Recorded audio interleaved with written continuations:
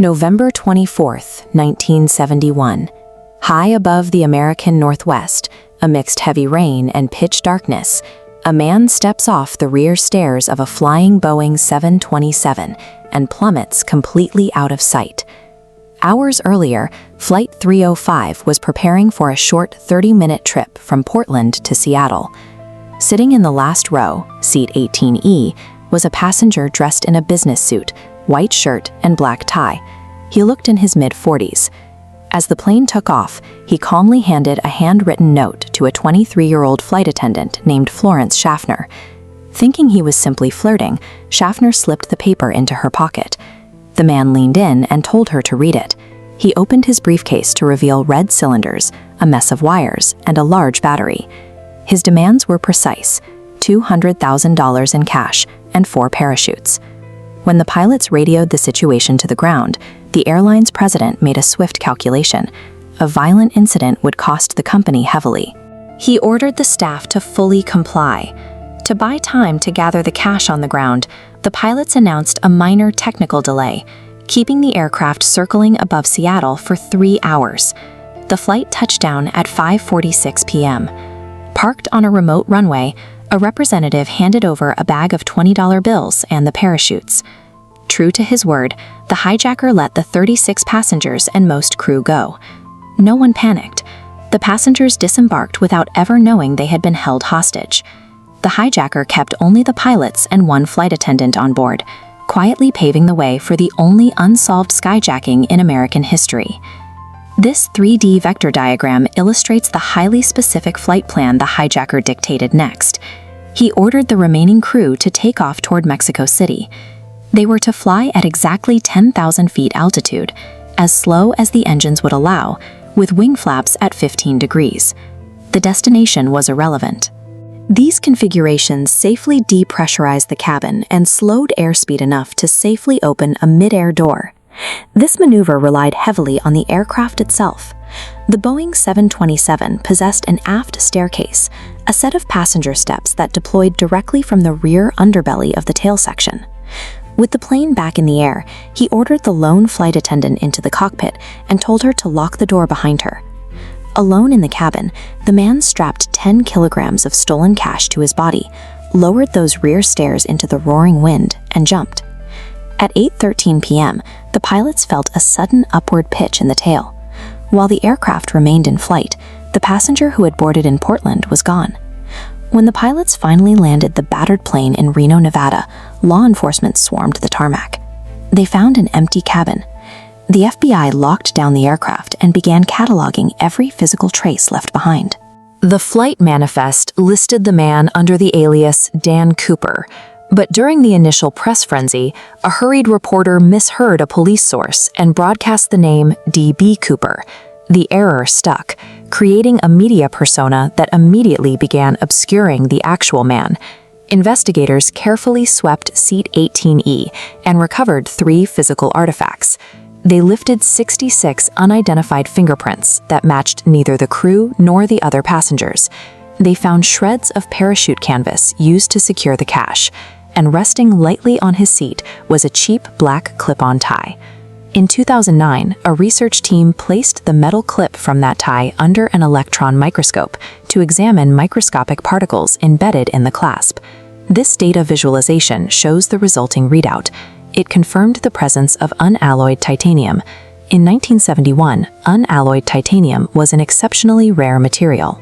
It was almost exclusively used in chemical manufacturing plants or cutting-edge aerospace fabrication facilities. The metallic dust on his collar indicated Cooper likely worked directly in an aeronautical engineering lab, perhaps even a Boeing contractor. He knew the exact flap angles, he knew about the aft stairs. The physical artifacts left on the seat point directly to a highly trained insider who wielded his mechanical knowledge of the 727 as a weapon. Executing the jump was one thing, surviving the fall was another. He dropped into a pitch-black storm system at 5,000 feet. Wearing dress pants and loafers, he hit freezing rain at speeds nearing 320 kilometers per hour. The United States Parachute Association and the FBI initially reached the same conclusion. Dropping blindly into the rugged, pine-forested wilderness of Washington state in those conditions would induce severe hypothermia within minutes. They assumed the man was dead before sunrise. But the evidence soon demanded a second look. Over the next 5 months, men like Martin McNally and Richard LaPointe executed nearly identical rear stair hijackings. McNally jumped at almost double Cooper's airspeed. LaPointe jumped straight into freezing snow. Both men survived the landing. If biological survival was possible, investigators needed physical proof from the drop zone. Before the ransom was delivered, the bank recorded the serial numbers of all 10,000 $20 bills. The FBI distributed that list to banks and casinos nationwide, waiting for a single note to surface. This map illustrates a critical geographic pivot. In 1979, a pilot named Tom Bohan, who had been flying 4,000 feet above Cooper's plane that night, contacted the FBI. Bohan realized the Bureau had miscalculated the extreme wind speeds. He plotted a new trajectory, shifting the entire search zone 80 degrees toward the Washougal River. A year later, Bohan's math was validated. An 8-year-old boy digging in the sand along the Columbia River downstream from the Washougal uncovered a series of rotting rubber bands holding together nearly $6,000. The serial numbers were a perfect match. Finding that cache right where Bohan predicted validated the physics of the drop. The bundles survived the impact, yet intensive searches of the riverbank yielded no bones, no clothing, and no parachute canvas.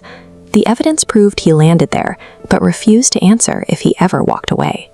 Working backward from the recovered tie and the flight attendant's memories, investigators built a profile. They fielded leads on more than 800 suspects, using this 1973 composite sketch to narrow the list down to a handful of credible names. One of the most promising was Richard McCoy.